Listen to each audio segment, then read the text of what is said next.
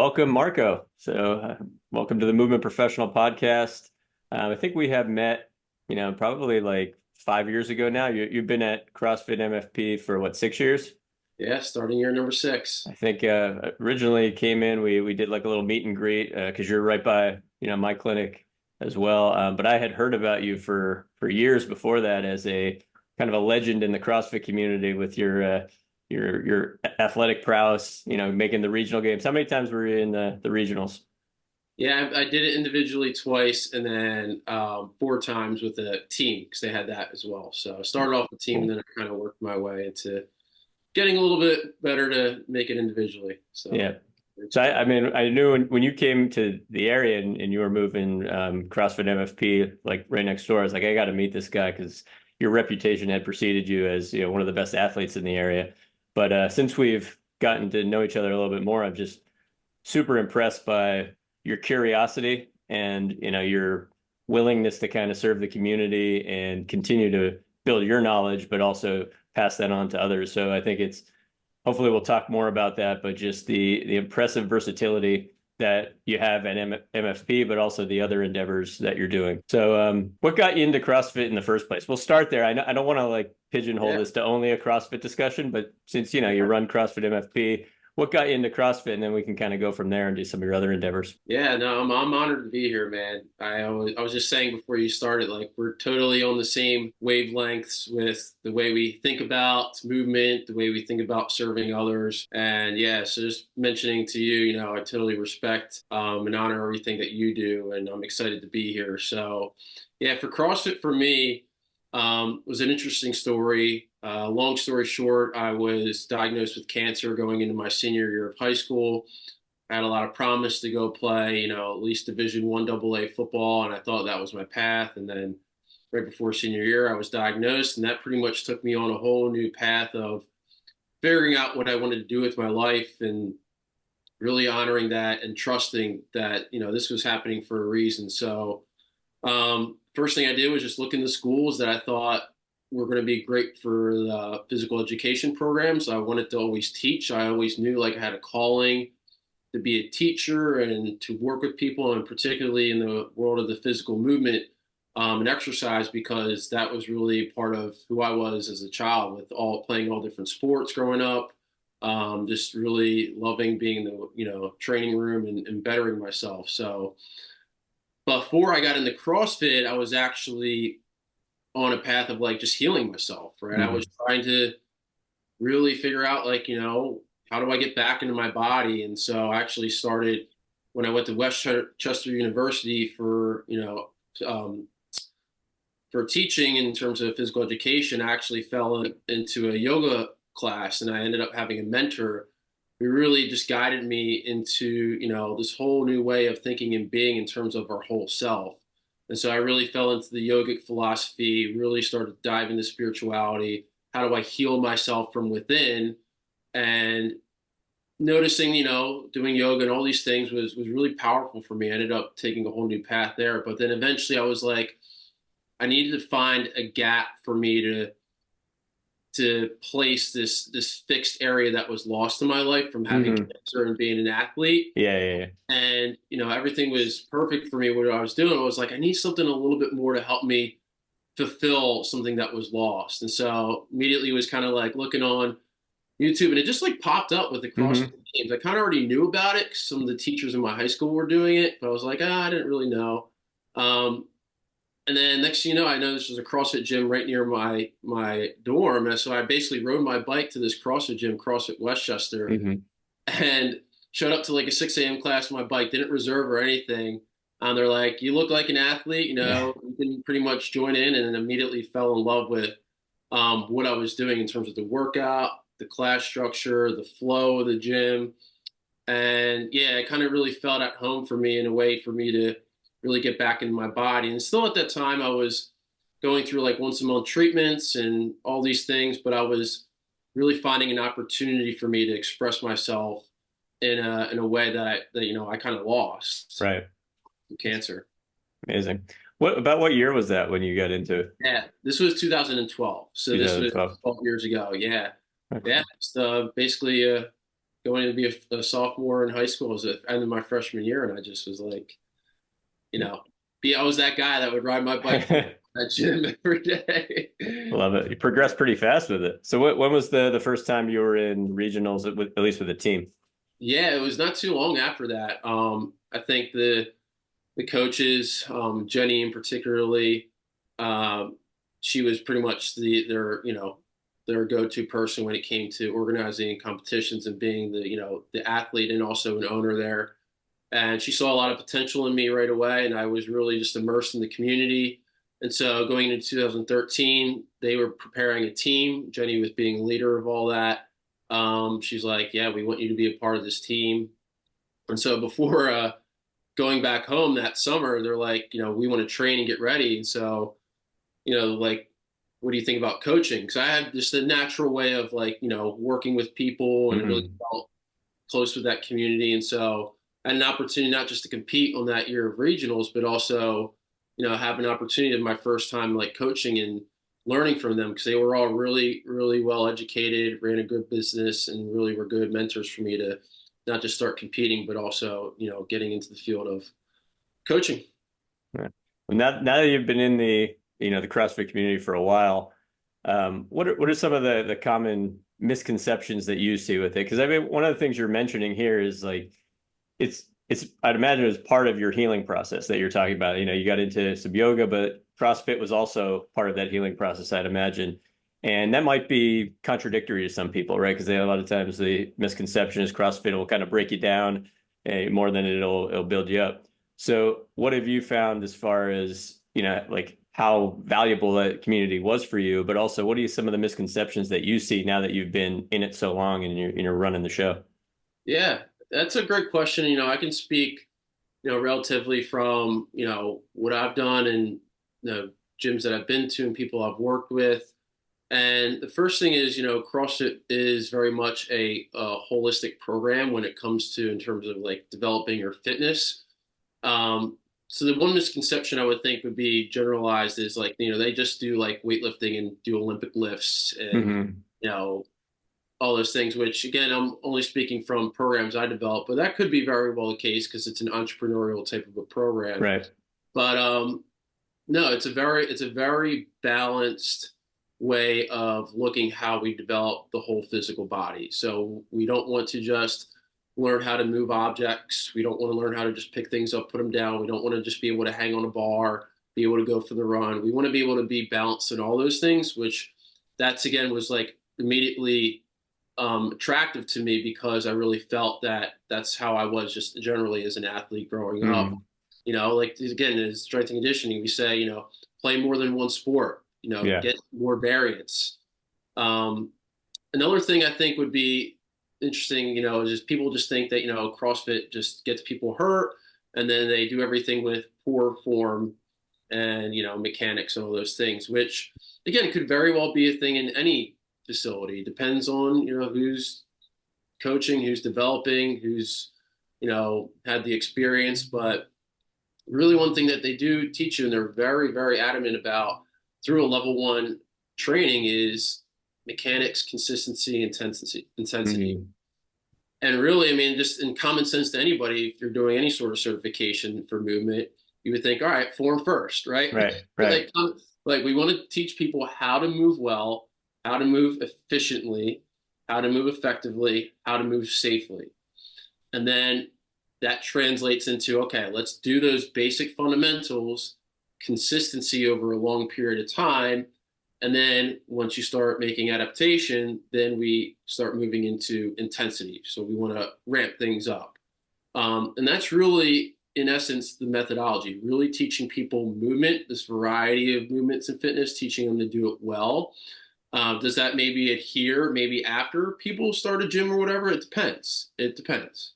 But really, that's something I've always abided to myself when it comes to holding a standard, Right. right?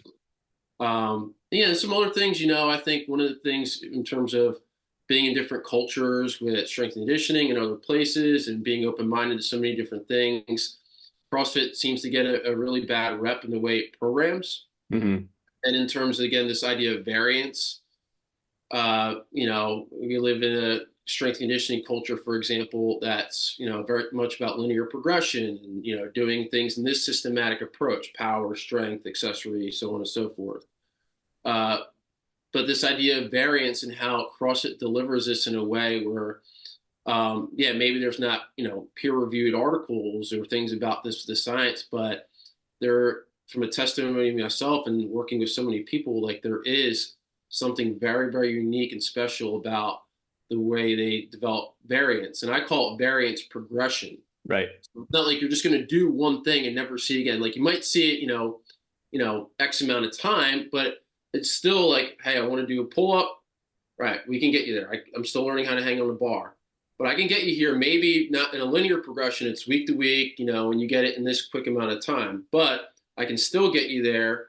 But I can, again, scatter plot all these different elements, all the different components of fitness to create that holistic perspective.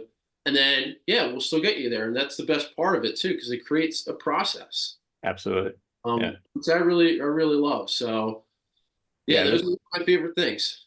I'd say that was one of the things when I first got into CrossFit that was attractive to me, even as like a therapist, where I didn't really see it as just the WODs. Like, I mean, I was doing some of the WODs on my own just on the website. And then when I actually got into a box and into like the culture there, you realize that so much of it is about skill development over the actual workout. And then the workout is almost like it's the test, but you can do what you want with it, right? So I saw it as sort of an environment, and basically you could see how your MFP is evolving right into all these things where it's now you've got people in your community that hopefully trust each other, that you can expand more of the health culture toward, right? So it's not just about these workouts. It's about getting people in an environment that trust each other. They're learning to build skills though. And I think ultimately that really changed my mindset as a physical therapist, where we learned so much in school about just isolating joints and really trying to look at things from a pathology standpoint, as opposed to trying to enhance movement. And, and then having any pathology that gets in the way of the movement be sort of something we work around or we work with. It was always about like, what's the area that's injured? What's the diagnosis? What can we call this thing that is injured, as opposed to putting it in the context of a movement? And I thought right away, you're starting to develop skill in these different movement patterns. And there's variation, but a lot of times, like you said, it comes back to a lot of the same movement patterns that are being practiced over and over again. So you do see this carryover to more and more things in your life, because now you have a different language around movement. You can talk about what a hinge is, and you can connect that to a deadlift, but you can connect that to also different Olympic lifting styles. We can connect that. You can use different implements. We use kettlebells, we can use dumbbells, but the actual common language around movement became much more prevalent. It became a thing that it wasn't a thing for me before, even coming from physical therapy school. Yeah. So I found that to be quite useful. And I happened to work at a place that it was a gym, my first job, where I saw a lot of injuries from everything. Tennis was there, yoga, Pilates. So I guess it was like very obvious to me that people can get hurt doing anything, right? So that there wasn't like anything unique about CrossFit. Like, you can definitely get hurt doing that. And I think the separation between like the athletic endeavor versus the community endeavor or the skill building endeavor, like I think they always have to be separated, right? Like you can take any sport, like the more competitive you get in a sport, the more risky it is, because the intention is not as much control as it is win, competition. But if you take any sport that has competition and you break it down into skill building drills and things like that, then it becomes less safe, or it becomes more safe, right? So I just always saw that as like an obvious separation, that if you get closer to the sport, maybe it becomes a little bit riskier. But I think like there isn't anything that is risk free. And I think part of, overall health is building resilience, which means that you have to be curious, which hopefully is a word we talk about, that, sometimes an injury is part of the process to see, okay, like I wasn't ready for that. Well, like, how do I rethink this? And I come back at it a little bit differently, as opposed to like some, made up version of like never having an injury. Like that doesn't exist.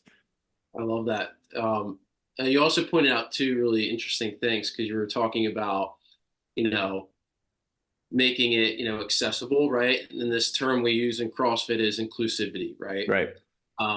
and that's a misconception. People think CrossFit, you have to be like fit to Right. start.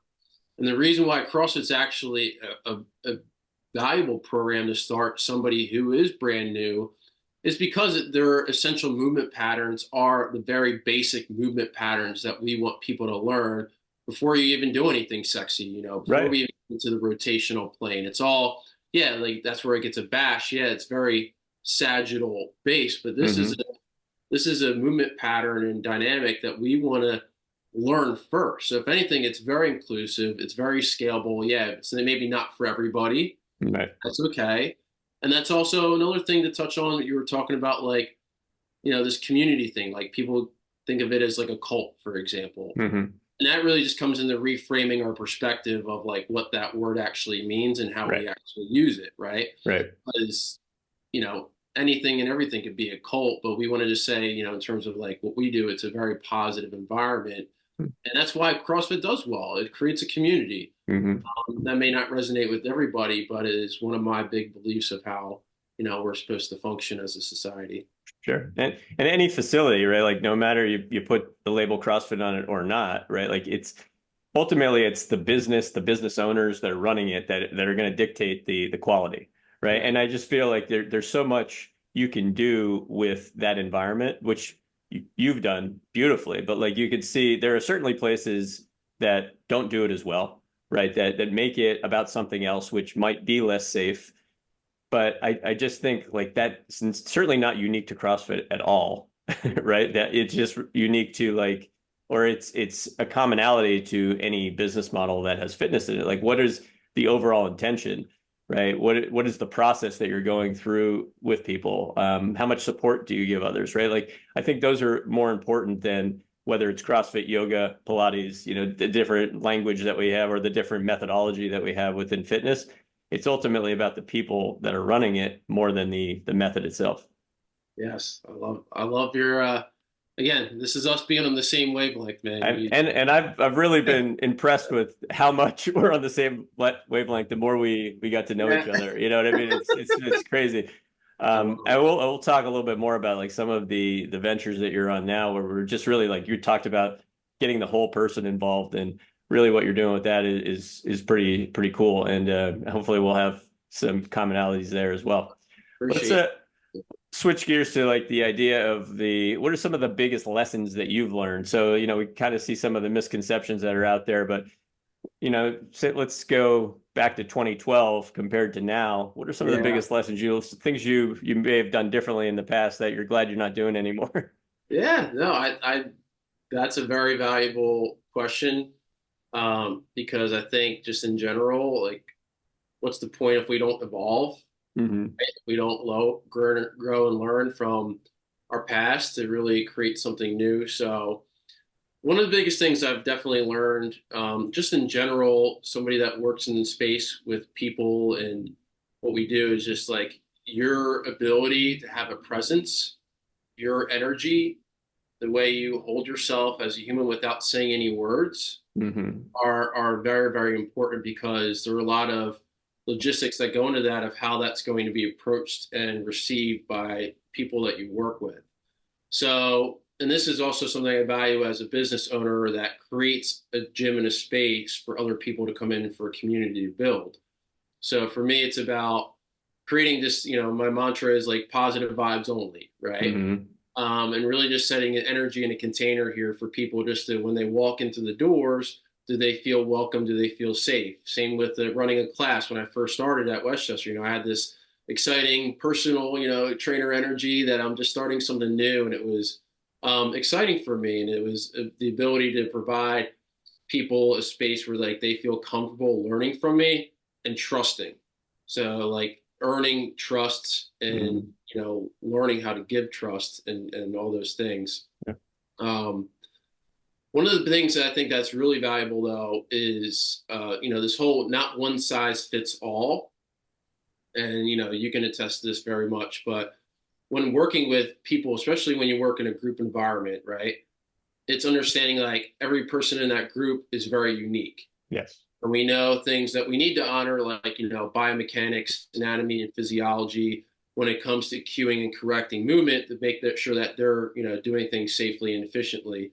So I think, not putting yourself into a bubble of like, this is the way you need to squat. This is the way you need to do this. This is the way, like Right. having an open mind and curiosity to like, what works for this individual and works for this person to allow them. Like, yeah, we have some things that we want to set a standard to, Hmm. but where's the flexibility in that? Yeah. And that's something I definitely learned a lot throughout the years of like, teaching them, like, for example, some basic things like how to deadlift. Like, you should be deadlifting like this no matter who you are, Yeah. right? And it's like, no, no, Yeah. that's fine. Um, yeah, so just like some very basic things, I just also think, um, even when working with people who are injured, and people who have, just general aches and pains, you're gonna have someone that walk us into the gym. Oh, I got this, and that. That's really coming back to trusting that like movement is medicine. You talk about like resilience and all these things, like honoring that and trusting that movement is medicine and that we want to get people to move, even sometimes when they're told not to move, Right. told not to do anything. This is what, whoever says this, that you need to rest, you need to do this, and there's benefit of resting, but like, how can we intertwine rest with things that are actually productive for people to improve?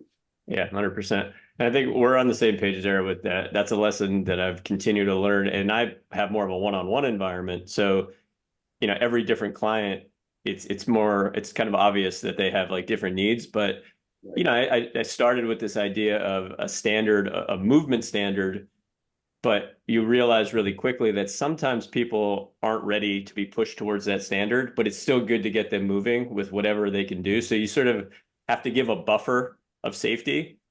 And some people are appreciative of cueing verbally, and some people just, like it gets in the way of their positive experience with movement. And Right. ultimately, that's what you're trying to give people is a positive, safe experience with movement. But there's really not a solid amount of evidence for like, okay, there's one way to move with anything, right? So we have standards for how we want people to move. And a lot of times these standards are less about injuring people and they're more about like physics, like the biomechanics Right. that make it easier to move Right. something from point A to point B, Right. right? So, and that's more of a performance thing than it is an injury prevention thing, because there's actually not a ton of evidence that if you pick a bar up with your back rounded versus your back arched or your back flat, that like you have more or less likelihood of injury. But we Right. have a standard for that because one, we might be kind of giving a cue that's in the middle, like don't not too rounded, not too arched, like right in the middle, right? So Right. it's more Right. balanced. It makes sense to start there.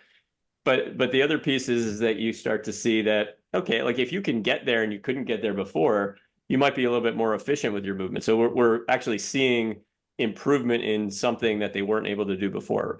But as far as the injury and pain perspective, like I was definitely coming at it from a perspective is like, well, we got to be careful there. Where now it's I want to see where people are starting Yeah. and give them a little bit of a buffer zone. It's like I know they can do way more. So if I make this a bit lighter, they can do it their way right now, but we're just getting them moving. And then we can kind of chip away at maybe what they're having difficulty with a little bit over time. Because any skill that you learn, like you actually have to fail to learn it.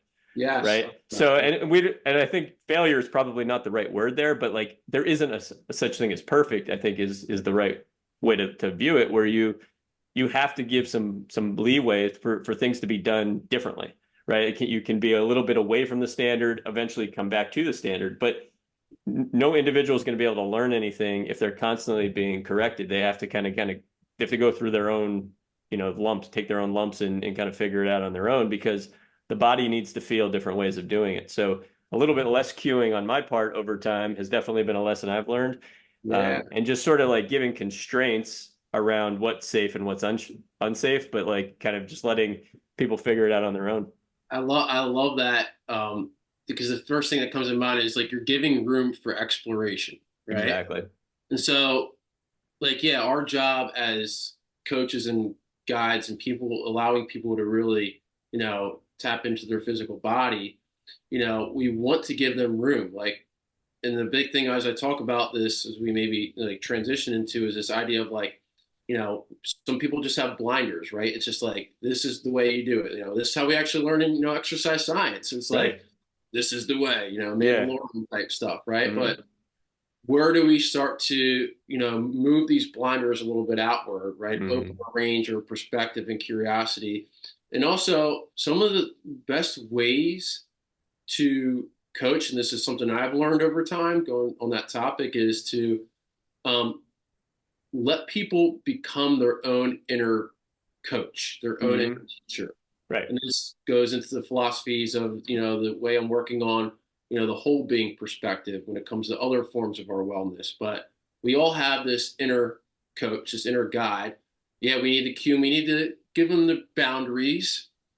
All right, now go play a little bit, Right. because then we actually teach people how to be mindful, Yes. how to grow, how to learn, and how to learn about themselves that creates them their own path of progress. So yeah, everything you're saying it's going Yeah. right to the heart, man.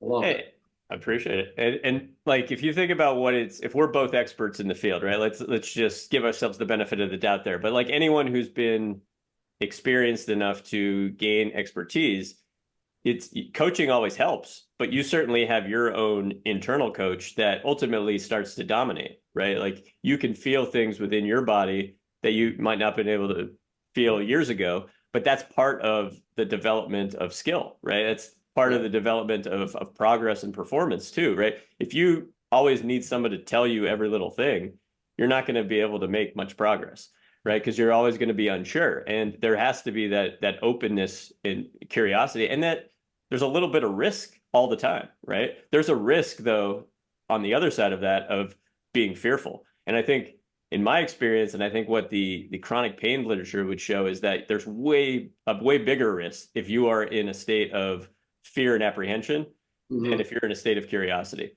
Right. And I just think that that becomes really important to appreciate is like, yeah, our job is to kind of give constraints, but make people more comfortable with that curiosity, with that ability to play with movement, and that makes the movement experience, it tends to be a lot, more pleasant. Yeah, and I learned that from you too, man. Like I remember when we were last working on my knee, and it was like, let's try this, let's try this, let's try this, let's explore this, let's try to, you know, get these other forms of feedback to working on that mobility. So I totally get it. And also, sometimes that exploration doesn't always work. It doesn't, right. Some people go like, oh, all right, I got exploration, great. I'm going to add all this weight on my bar when I shouldn't be doing that, right? Right. Like they don't have the Yeah, don't have the mindfulness. right. So, but yeah, I totally get it, man. It's And I think that's where the sort of the constraints come in is like right, having a system that isn't necessarily right, but you could follow it. So I right, think like having some type of movement that like process or continuum that you can turn the volume up, turn the volume down, but you can also point that out to the person. It's like, here's how you make this harder. Here's how you make this easier. right, You're in control of what you think you're ready for. But let's not skip steps. Let's not like turn the light switch on and off. Let's think of it as like turning it up slowly, turning it down slowly. And I think the explanation of how to do that becomes key. But then where people want to put themselves, I think, is based on their idea of safety. And so that's another thing like I've learned with pain is that I may have an idea of what someone thinks they're ready for, and if I try to push someone beyond what they think they're ready for, it never goes well. mm-hmm, It doesn't matter mechanically what they look like, how much weight I know they can do versus what they're right, doing. It's just they right, have to be the one that feels like they're in control of the situation. And then with experience, they'll feel like they have more control with more.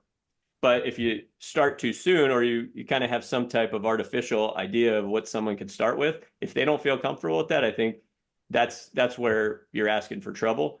And then we talked about like trusting the person, trusting the community. I think get a little bit more resilient, you get a little bit more curious when you trust the people that are saying, here's my thought process of why I think you can possibly do a little bit more. But I think we always have to fall back on it's always up to you. You're always the one in control. Like, I don't want to motivate you beyond something you feel you're ready for. I want you to figure that out over time.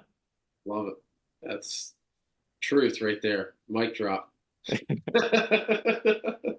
So let's segue into what are some of the common errors that you see with professionals in our field. We kind of touched on it a little bit, but Yeah. What are your thoughts there? Oh man. Well, I'm just gonna go back to that, this blinders perspective. Hmm.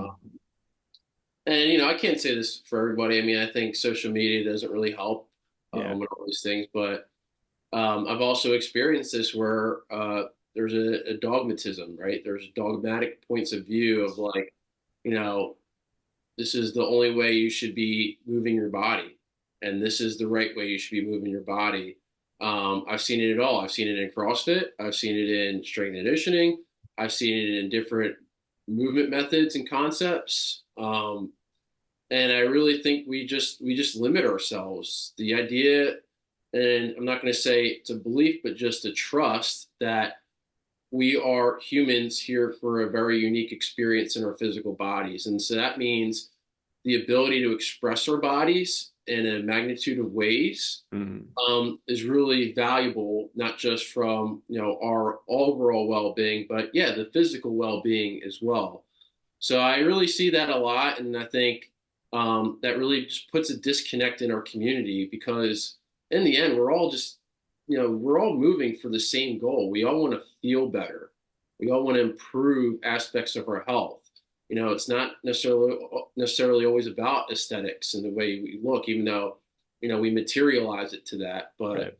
um, yeah, and so I think that just leaves um, some things just really disconnected within our community. And for me, I rather be an individual who is open-minded to as many different ways of being in physical movement. And for example, I was always necessarily not in favor of doing like long distance endurance based events just because Right. it was difficult for me, right? Right. The difference of being difficult versus open minded, but now I've learned this through a lot of my past experiences recently, especially with doing psychedelics and working with plant medicine and working with mindfulness is like starting to move these blinders outward. And so, for example, getting into trying half marathons and a new Mm. challenge, building that out, or maybe like now wanting to be like try out jujitsu and learning how to, roll on the mat and just being open to all these things and open to different concepts and methods. So that way I can take and learn from these and also integrate these to my community because that kind of resonates with the philosophy. Right. So yeah, I think that's really where I think the biggest error is. Hmm. I could be wrong, but that's kind of what I just see. Yeah, I'm right there with you. And I think the words like dogmatism, like a lack of curiosity, like they go hand in hand with judgment, right? And I think that like to me that's almost like a higher power term for me. Like when I think about judgment, because it is something that like we all do in our own ways. So we kind of constantly have to be mindful and aware, check ourselves there. But I think if you look deep enough at what you're judging, a lot of times you'll get to a point where you realize it's unnecessary to judge. Now, that doesn't mean you don't have opinions or anything like that, but I think it becomes this way of like, as soon as you start judging, you start closing your mind Mhm. and you close the opportunity to learn more, right? Like, you don't have to necessarily be wishy-washy or anything like that. It's just like staying open, I think, is connected to judgments. And I like to make a separation between the idea of judging something as good or bad, right or wrong, versus a relationship where you can actually see like this has a consequence that is that, right? So, and we can see some of that within fitness, we can see some of that within our field, but a lot of times that's not what the dogma is. The dogma is actually there's a belief system that is not being like really well analyzed, and we're not looking at it as like a relationship. We're looking at it as a whole thought process that this is right, and in order for this to be right, somebody else has to be wrong. And I think that becomes in my continuing education journeys, that's sort of the thing that turns me off, even though you can learn plenty from people that are being dogmatic, right? So Right. like you can Yeah. be open, you can get plenty, but as soon as the marketing pitch becomes this is right because somebody else is wrong, that becomes like, okay, now they're limiting themselves. And maybe they're doing it purposely because it makes for good marketing, or Right. maybe it's just like they really realize like they don't realize like how limiting that can be. And I'm noticing though a lot more of the same kind of discussion with people like that we know that are like people that we trust within the field. Is like we see the detriment of that dogmatism, that over judgmental mindset of how limiting it can be, because we probably have been there ourselves, or we've been judged at the communities we've been, and you just realize like the judgments are misconceptions, right? So Mhm. like if you've ever felt judged by someone else, it's usually inaccurate, right? And vice versa. Like there's so many times where I think like I had a certain mentality of something, and as I was younger, I was a little bit more, aggressive in my judgment, and then it's amazing Yeah. how different my mindset is now. So it's like if you can kind of look back at how many times you've changed your mind, then it should start to, kind of take the edge off the firmness of your judgments, because you've seen it change so many times. And I can relate to that too because I'm guilty as charged, especially like when I was first doing CrossFit. When I was like that CrossFit guy and all the exercise science classes, they were like, this guy's dumb or whatever. But Yeah. but I do think I've always chosen the path of commonality. I'd rather Mm. find like what do we have in common versus what are we doing differently, and being able to go back to this concept you're bringing up, like just cutting off this egoic way of judging others, right? And I Mm. think that's really, and it's unfortunately how a lot of our society is just formed naturally, is to create judgment, but also judgment comes from a lot of fear. It's this ground Mm. level energy that you might feel threatened. You might feel like your way of being is being in jeopardy or something like that.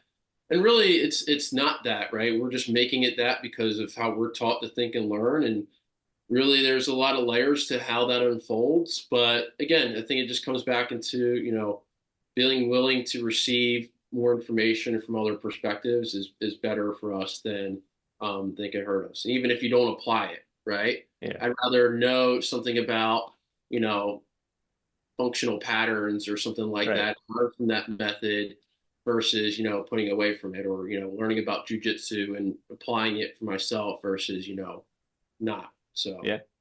And I've even seen a change in, since being a business owner, in how marketing and like how relationships are built. There used to be like I think a bigger separation between somebody that was a physical therapist with a personal trainer, or like a physical therapist that's competing with another physical therapist. There mhm. would be resistance to trying to get to know that person and collaborate with that person. But I see a lot more of this awareness that actual collaboration is good for all parties involved, as Yeah. opposed to having a more competitive mindset when it comes to your business endeavors. So it's like, because even within the exact same field, everybody brings something a little bit different, and you can kind of work off of each other. We learn from each other, but ultimately there's certainly like enough customers to go around. I mean, and Dude, that's I was just gonna piggyback off of yeah. you on. I don't mean to cut you off, but like, yeah, like, and I'm again guilty as charged. I've been, there's competing businesses, and there's another CrossFit gym, but just like you said, well, we have a job to serve more people, and then there's Hmm. more than enough people to serve to help them get into this field of improving themselves. But also, it's a two-way street, Hmm. right? We can be receptive, but that energy has to be equalized Right. by the others, right? And I've had experiences where, if someone has reached out to me for collaboration, it's not that I'm not willing, but it's like, what's their energy like, and how is that meeting, Right. the how with mine? So yeah, I agree with you on that. Yeah. And I think you gotta be open to it. And there's been plenty of times where, and I won't even say plenty, most of the time when people reach out to collaborate, it ends up just being like a really good conversation. It Yeah. just is like, okay, we're like-minded in many ways. But you know that there's times like when people reach out and they have like a business sales pitch. And it's just like, okay, like I'll have this conversation with you, but like it's not resonating with me, because I would have to, basically refer out to you, and I'd have to trust you with my clients, who I have, an important relationship with all of them. So like I want them to trust me. So you just get a sense of like, I'll have all the conversations, but the energy matters. But I think the key is that there's not resistance because somebody's in the same field, right? Because you find that ends up being one of the best ways to build your community, is Mhm. find people that are like-minded, that are doing similar things. And then you realize, although you're doing similar things, it's not exactly the same. You all bring Right. your unique skill level, to, and I think with the more your business grows, like you actually can add different things that are uniquely you to it, right? Like so like a CrossFit gym doesn't really mean anything in a lot of ways, where it's just like you can Yeah, do what you want right, with that as you see right, what makes sense for your clientele, right? It's right. just sort of like you have your audience, you're building that, but the audience is not just like some obscure thing that's out there like it might be in social media. It's like these people, you care about them, but you have trust both ways. So that just evolves over time. Yeah, And it's then you really get to know like what your niche is, and you also know what it's not. So you find people that you trust. 100%, man. 100%. Again, Right there. we're there, dude. Me and you are I love it. I appreciate all your wisdom with that. So let's talk about this. What are you excited about in the future? And I think specifically, I want to touch on this collective consciousness, some of the spirituality work that you've been doing, and you just started another business pretty recently, right? And why don't you talk a little bit about that? And I'm sure we could spitball from there. Yeah. So the idea of collective consciousness comes from the idea of when we work in spirituality, right? Just understanding that, we are all one being and we are all here for the same purpose, which is to serve ourselves, service to others, and serve the greater good of all life. And so, with particularly, let's just say within the fitness communities, like some things I'm, excited to see that are growing are, we are starting to see, like say, for example, we could call trends, but ways that are like really bringing to get people together for more than one greater purpose of just like doing better for themselves. So let's say, for example, like the whole barefoot movement. I call it the Mm-hmm. barefoot boom, or I talk about the ice age with cold plunging, or just being open to different fitness modalities. I think there's a greater good in a lot of these because these are ways that bring people together. Mm-hmm. Um, and particularly when we talk about the self as a whole, right? We're not just in the physical body. We are seeing a shift in consciousness awareness, we'll call, or just willing to be open to this perspective of how do we work on all aspects. So our emotional being, our mental being, our energetic being, and our spiritual being. And the way we promote this in my business, the Infinite Center, is we want people to discover this. We want people to learn. Again, we talked about like earlier, this inner wisdom, right? This inner coach, this inner healer, and that we really have all the tools within us. A lot of it might be locked in our subconscious, but we really have a lot of tools, much more than we think, when we start to really explore our physical body, when we start to being open with our emotions. We try to feel all the different emotions. This is part of this human experience. We start to really understand how to navigate our mind. And once we start to understand that, we are much more than just a physical being. We are a soul, and there's a whole nother field of consciousness that we have yet even to tap into in this, spiritual realm. Mm-hmm. And the one way we can really connect to that is through our energetic self, which is our nervous system. Mm-hmm. And that's one of the areas I've been very intrigued about, is because it's sometimes known as autonomic, but we have tools, normal tools, for example, our breath, to navigate that and actually somewhat control it, Mm-hmm. working through different states. And so that all led me to, over this past year, getting into experiences and meeting communities and developing myself as a whole and doing my own inner work, through, psychedelics and plant medicine and shamanism, to create a business called the Infinite Center that I co-founded with an individual, Alice Dahmer. And we are actually now, there's 4 of us that actually own this business and really starting to use this Infinite Center. The idea is that understanding that we have these infinite possibilities within all these aspects of self, and they can all be explored, they can all be discovered. And how do we really create this collective consciousness shift, this perspective shift within our greater society that actually transition us to our ancient roots? And, this goes way, way further back than, many may think, is that we used to be societies and people and individuals that were much more connected to the earth, for example, Hmm. the stars, astrology and all these different things, and much more connected to ourselves, like way more in tune, because we didn't have so many distractions and materialism and ways of thinking and being that really took us away from that. And so, the mission and what I'm excited for is to really bring that into, my community, for example. And it's still takes time, right? Yeah. People think spirituality and, shamanism and all the things is woo woo, Yeah. right? I get it. It's a different Hmm. way of looking at things, but it's much deeper than that. And it's really about, bringing people together to actually be better, be our Yeah. best true selves. And that's what I'm excited to do. I'm excited to be, a leader in that sense in our communities, and the way I talk about it, preach about it, promote it. And the Infinite Center is going to be a way, not just locally as a space, but in ways we do retreats, we do workshops and programs to really give little doses of what that actually looks like. Beautiful.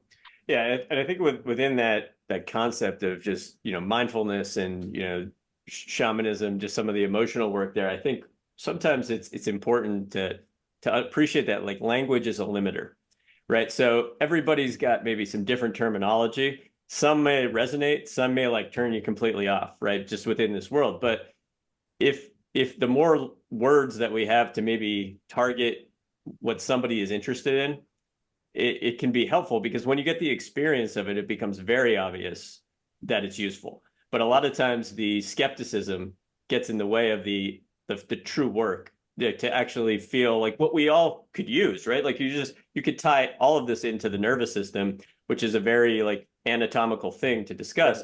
But I don't think most people appreciate that how dynamic the nervous system is and how the nervous system is connected to everything we experience from a conscious perspective. And that from consciousness in general, like is just really not well understood. Right. Right. So like there's so much uncertainty around us exploring our consciousness, and that there's nothing more human than consciousness, like Yep. knowing that we're experiencing something, right? Yep. But it's probably one of the least understood things in science. So this exploration, this process ultimately becomes the most worthwhile journey you can have.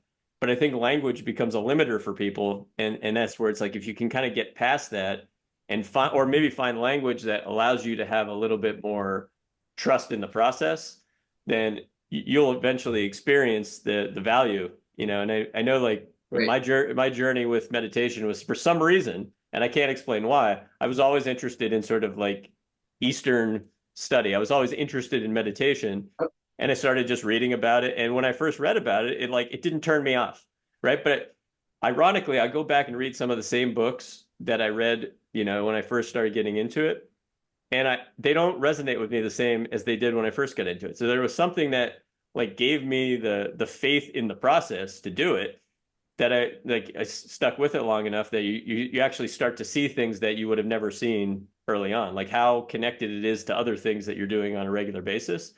But I do think different people will have different onboarding processes, and language could be part of that, but also connecting to what someone's already interested in, what somebody already like, feels like is natural and right for them. That's what we were talking about before, is like one size doesn't fit all. I think Yep. like having more language, more science that's sort of wrapped around like the value of some of these different methodologies can help people get to a similar path, but they might Yeah. have to come from a different place. Well, that's really interesting. You're bringing all that up too, because that is a barrier, right? Hmm. Especially coming, working with particularly the psychedelic community. We're very open to what consciousness is, and then trying to come back to communities where it's not talked about or explored. And so the first thing that really I was thinking about when you were speaking all this is just how does that start to translate? And Hmm. sometimes, and me and you, we're science guys. Hmm. You're definitely, I know you're a science guy. You like your science stuff. But how do we find a balance of science and and actually being, right? Yeah. Experimenting, really Right. exploring, right? And so the biggest thing that I can start to help people with when it comes to like making a transition to, opening these blinders and these perspectives of, spirituality and consciousness, is to start with the practice of mindfulness, because that might be a better term Mm-hmm. point for people to really allow it to sit. We can talk about the nervous system, but still some people are like, what does the nervous system mean? Mm-hmm. And so the concept of mindfulness, which is also where I have a background in, when I was going through those times in college where I was working with my yoga mentor, I actually took a minor degree in contemplative studies, which was studying alternative medicines, Eastern Mm-hmm. philosophy, positive psychology, a mindfulness course where we just meditated for 6 hours once a week. Mm-hmm. Um, and so using this tool of mindfulness is a great start, because the first thing is, and if we were to give it a term, mindfulness is simply being aware, Mm-hmm. being, we say, quote unquote, present. But still, in that sense, that doesn't always, like, well, like, what does being aware actually mean? Mm-hmm. Right. So I've been thinking about this for a while, like, how do we start to transition people to really understanding what mindfulness is? So we can start with this idea of creating thoughts, right? Because now we're actually working in this upper energy, our mind, our mental space. So I create a thought that I'm sitting with you here for a podcast, and I'm having a conversation with you, and I'm listening to you speak and all these things. Like, I'm actually mindful, I'm present that I'm doing this with you, right? So I just created a thought that created an awareness, right? That's mindfulness. I'm going to create a thought that I'm going to, pick this up. I'm going to create a Mm-hmm. thought that I'm actually going to drink the water, but actually like embrace drinking the water, right? That I'm taking Mm-hmm. the thought of like, I'm going to take my time to drink it versus like, slug it down. Right. Those are concepts of mindfulness. Um, and so these are great tools to start to bring people into this field, because the more we can start creating thoughts and ideas about something, for example, when we start with mindfulness practices, we start with like awareness of breath, Mm-hmm. right? Just thinking about the breath, how it moves, how to change it, how to manipulate it. Because once you start with the breath, then you start tapping into how to maneuver the nervous system. And then we can start with awareness and thoughts towards our body, right? And so becoming more in tune. This is where I started with mindfulness with MFP, Mm-hmm. is that when I would teach movement or an exercise, movement pattern, or whatever we're doing, I would say, do this, like, really be mindful of it, think. And so that's why I love concepts like eccentrics and isometrics. Mm-hmm. You have to be mindful. Now, you can choose not to, you Mm-hmm. can choose not to think and just do it mindlessly, but I really stress those things, right? And I'll create workouts where we're not doing something for time, we're doing it for quality. So that way, when you're not rushing against the clock, you're actually thinking and being intentful with every single part of your movement, and creating a mindfulness practice just through the physical realm, right? Um, and yeah, and then it goes much further past that in terms of like, okay, now let's transition to, we have the art of listening, and what I call it. So mindfulness isn't just creating a thought, it's just sitting, Mm-hmm. and it's being receptive. People who have anxiety and depression and all these things where they have a lot of thoughts, it's not trying to manipulate the thought. It's simply just sitting with the thought, being aware that that thought is there, and not trying to change it. Right. Times you want to sit with it and listen, and that's how we can actually learn how to see things. That's how we can actually learn how to tap into our emotional or our body, where we can feel. So all these are really beneficial tools to like start to integrate mindfulness through meditation, through just the way we do things. And yeah, and so that's really my like first little seed to be planted for people if they're really interested in Beautiful. working on the whole self. That's really part of our, in our framework with the Infinite Center. We have all these different elements, of like mindfulness being a really important one, because that's going to allow us to be aware of all these different components that we want people to improve upon. Beautiful.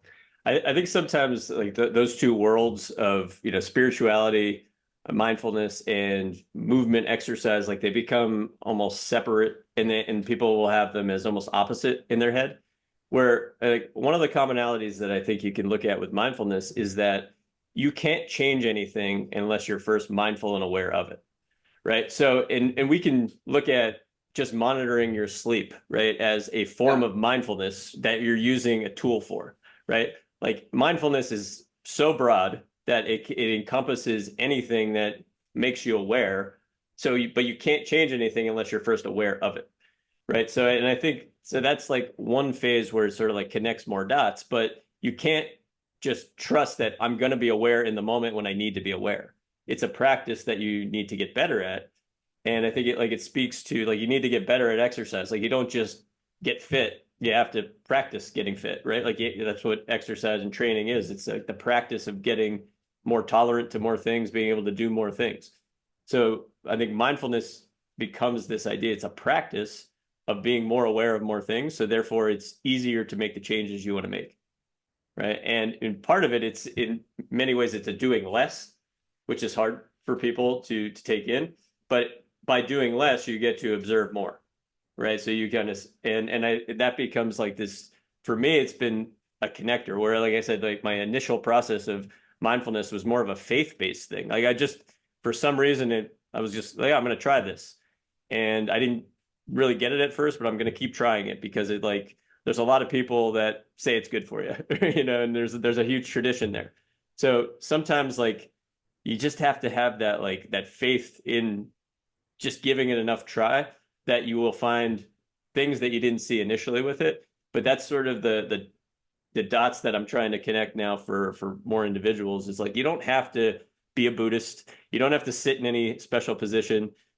I mean, I'm like look into all that stuff. That's great. Be curious, but you don't have to go there. Like it's really just as simple as like, why would you want to be mindful? Because it gives you more space to notice the things that you might want to change and gives you more awareness of actually how to make that change. And changes become more obvious. They become simple as you have more mindfulness because you don't realize what you were blind to.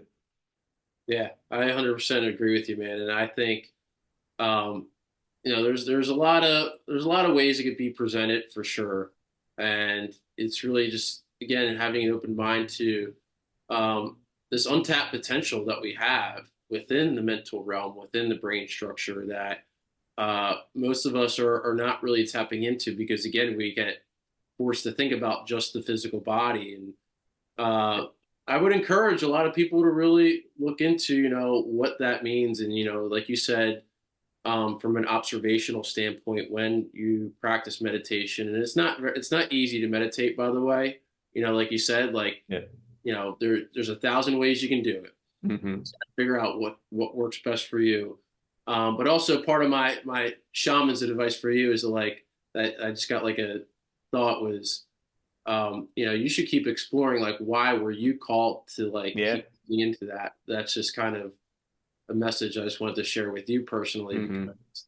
because there's a reason why, and one of the things is, I try to look at people not as just like what's in their physical appearance, but also what is their soul like? You have to be able to look past the body. You have to be able to look at them more than just, what appears and who they actually are as a soul, Mm-hmm. what that looks like further on. And I know that kind of gets deep, right? Like, Yeah. what does that mean? We're looking at somebody with the soul, or, that Yeah. might throw people off. Like, what the fuck's he talking about? But no, that means something, and it's definitely an area that I think we all have the potential to explore more, and that's really my mission, right? To start Mm-hmm. to blend these two worlds of movement, the physical body to the spiritual body and what are some different ways we can do that. And yeah, like, you know, and I talk about it openly, but psychedelics and plant medicine really has the potential to create a collective consciousness within our society. It's not palatable for people yet, with stigmas and, perspectives, and the way it's used is much differently in the way people think.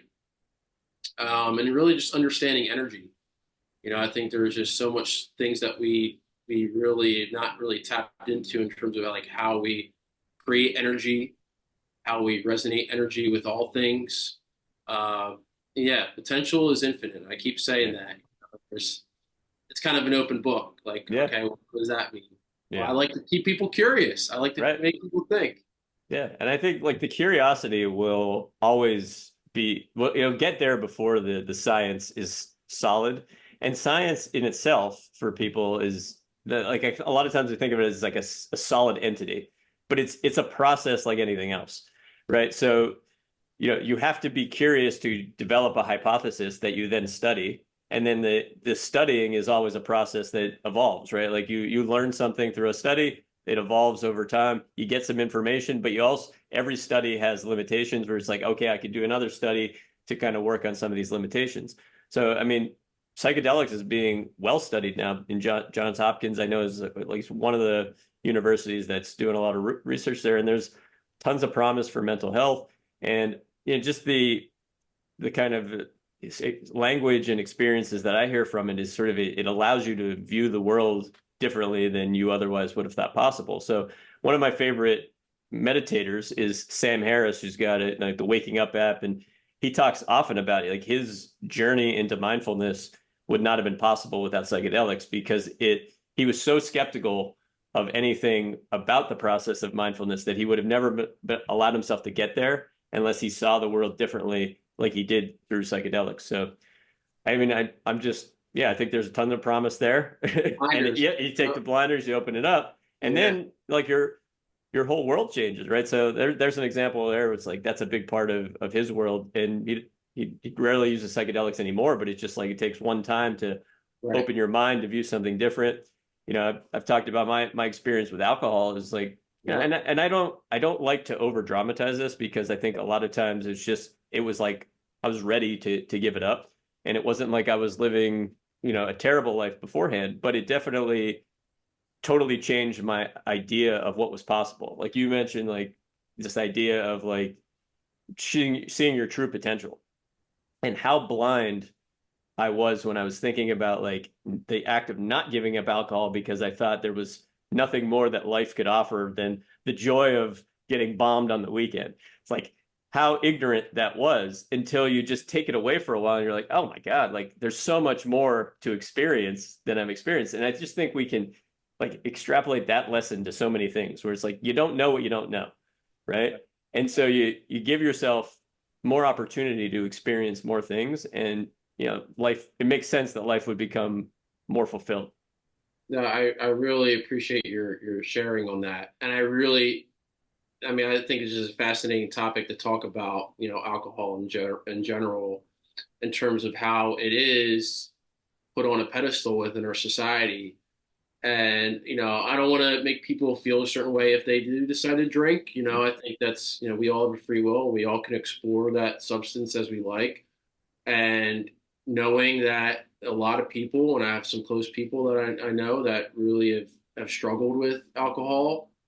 And personally, I kind of created this oath. And one of the messages that I got from using plant medicine was to really stop and avoid it at all costs, because not just from the physiological, health things that happen, when you drink alcohol and how it's really not beneficial, but in terms of how it lowers our frequency and it lowers our energetic vibration and really just kind of blocks.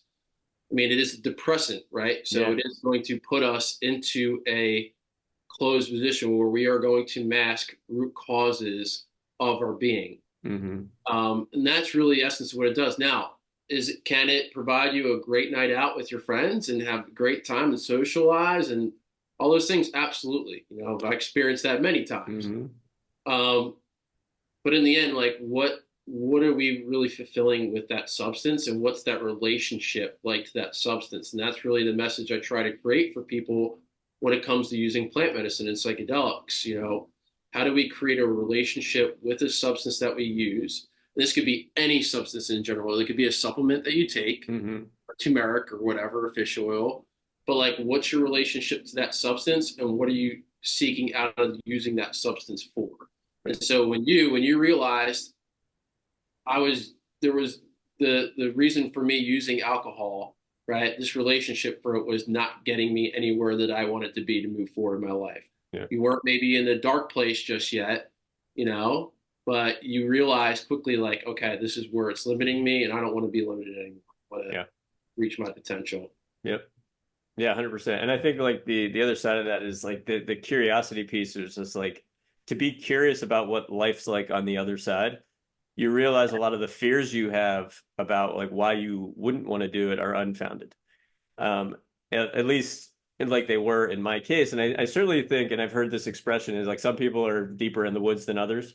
And that really matters. That matters physiologically, right? So like if you're really, really deep in the woods with an addiction, like it's a physical addiction where like everything gets harder and you're using that tool to just sort of like balance you out, where there's a lot of chemicals that can happen. That can happen with over-the-counter pain medicine, Yep. where it's like people don't realize it's just like they use it so often that everything is sensitized, so they kind of have to use it more. And that certainly the same thing happens with alcohol. So it really does matter the deeper you get, into the woods, as you say. But what comes on the other side is like some of the fear was like, oh, I won't have as good of a time. I'll lose my friends. All that stuff was for me, it was the opposite. Like I feel like I have better relationships because my friends don't have to take care of me anymore. I could, it's a different relationship. I feel more control in a conversation, and immediately I felt like more mature just because I was able to take that out. But it got definitely didn't get in the way of any relationships other than saying, okay, like if I have to leave a situation, I have the freedom to leave it now. But all the fears that were beforehand were totally unfounded, and you realize that really quick. Yep. Yeah, and it's amazing how again still it's just it gets put on a pedestal, and you know and I have to look back and I'm like, all right, well, why do I get triggered? Why do I get Mm-hmm. frustrated by that? Like this is part of the inward journey of like, just Mm-hmm. letting that go, and just being, that energy that sets a new mindset and attraction to people to look at, for example, I keep bringing up plant medicine in a way Mm-hmm. that's doing the complete opposite. It's waking us up. Yeah. It's creating stronger relationship to ourselves, to others, to all life. Yeah. And I really find that to be powerful. And so, again, that's a topic that, I really try to stick on. But, I also want to create again this, non-judgmental to people that do decide, because people are struggling. Mm-hmm. People do need help. And, people may be drinking and they may not even realize that they're using alcohol in a way to suppress something. Yeah. So I just try to always keep an open mind. Yeah, 100%. And it's difficult, right? Like everybody's situation is different, like just from, where they're coming from, what their history is.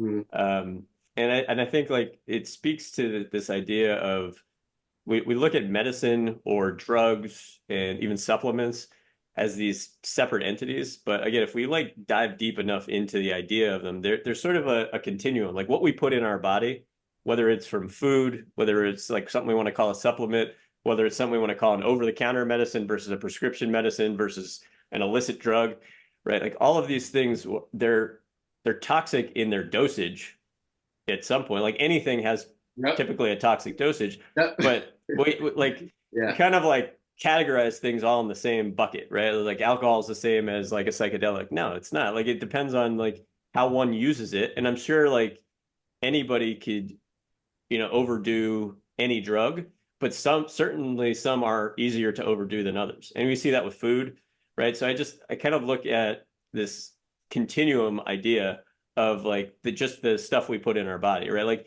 someone will put like the term supplement on something and well, that's got to be safer. No, it doesn't, because that's actually way less regulated than anything that is, it's probably less studied than anything that is a pharmaceutical. But then it's like you can say, well, I don't trust the pharmaceutical companies and things like that, right? So there's always a discussion, but the point is like it's within a continuum of how much you take. How easy is it for you to sort of become reliant on it too? And how frequent does it become part of your life? That's what makes it a problem or not a problem. All Yeah. right. And then there's certain things that are well studied that it becomes very easy to have it be a problem. And I think there are stigmas then that sort of, bias, something being evil over something else being evil. Like for some reason, cigarettes really like public health has really pushed them as like they're really bad for you, which they are, right? According to research. But alcohol like somehow doesn't get the same stigma. Right. And I don't really, yeah, I don't really need to like be on one team or the other. I just think if you really look at it, you realize how arbitrary it is, like what we call a drug and what we call medicine. And because everything can have its therapeutic dose, most likely, and everything can have certainly its harmful dose. So we just have to look at, like, for the individual, what's, is somebody using something in a harmful way? Well, a lot of times with alcohol, we are, and we don't even realize it because you adapt, right? You gain a tolerance. We get a tolerance to things, and sometimes that tolerance is good, right? Like, you get a tolerance to more exercise, we can tolerate more stuff. But a lot of times when it comes to the drug or even like certain processed food world, it's sort of like we have a better tolerance, so we can bring more in, and then we're causing problems down the line. 100%, man. Another one of these for you. I knew this was going to be a great conversation, and it was a good Love way it. for us to touch base again. We have been out of touch for maybe the last couple of months, and I want to continue this conversation maybe outside of Zoom here, but I knew this would be a good one. Yeah, man. I'm listen, man. My time is yours, dude. I love talking to you. It's definitely good to continue to catch up on nice stuff. I have plenty more to talk about whenever you want, dude. Likewise. So, Yeah, let's make sure we make this more frequent. cool. All right. Well, I appreciate your time today, and we'll be in touch. Awesome, Chris. Thanks, brother. Appreciate Absolutely. you, dude. All right. Have a Yeah. great one. You too.